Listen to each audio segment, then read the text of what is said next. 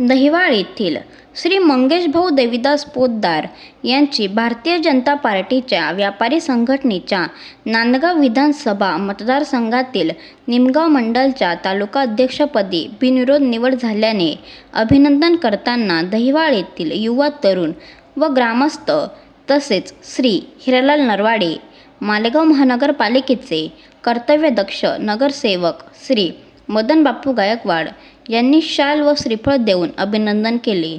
तसेच भाजपचे सुनील आबा गायकवाड यांनी मंगेश भाऊ यांचे पुष्पगुच्छ देऊन अभिनंदन करीत शुभेच्छा दिल्या। तसेच सामाजिक कार्यकर्ते पूनम दादा गायकवाड यांनी पण अभिनंदन करीत भावी वाटचालीस शुभेच्छा दिल्या।